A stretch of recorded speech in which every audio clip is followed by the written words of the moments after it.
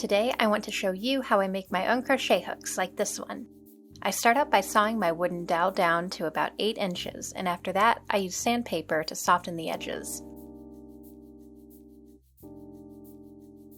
Next, I drilled a hole in one end of my stick, which I'll use later when I'm adding beads and whatnot.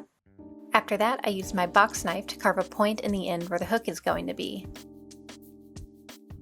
Once you have a general shape, you can use sandpaper to do the rest of your shaping and smoothing.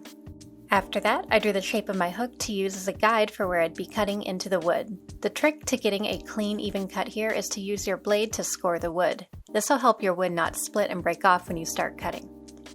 It's always a good idea to cut away from yourself, using your thumb to push the knife away from you while the rest of your fingers are out of the way. You can see that I'm not making any cuts too long or deep, just chipping away a little bit at a time until I can fit my file in there to start sanding.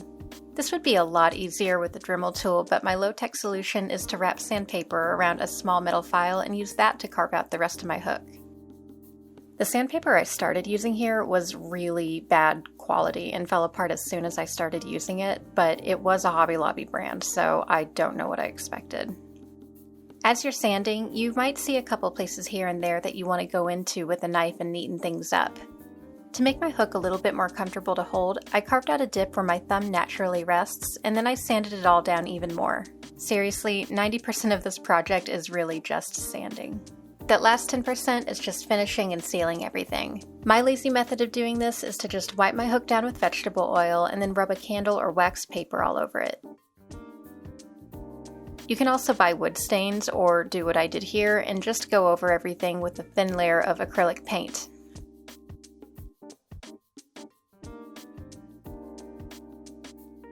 So this is a quartz crystal bead from Michaels, and while it does have a hole drilled in it already, the bottom is slanted and uneven. Instead of trying to smooth out the crystal, I figured it would just be easier to carve a notch into the wood for it to lay against.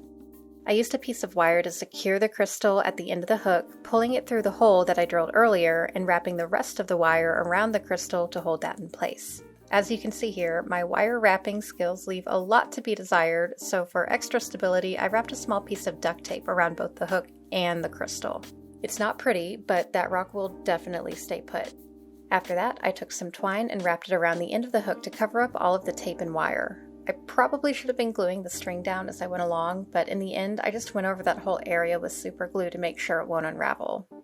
Another fun way to add texture is to drill a hole part of the way through your hook and glue a bead into the empty space. Mod Podge will also work if superglue isn't your adhesive of choice.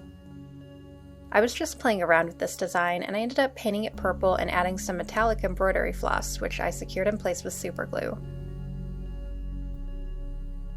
Just to be safe, after I was done painting and gluing, I went over the hook with wax, but you could also use a very light coat of clear varnish. It'll take a few minutes of crocheting with your new hook for the wax to smooth out, but as long as your wood is sanded and sealed, your hook should start to move through your yarn just fine after a little while.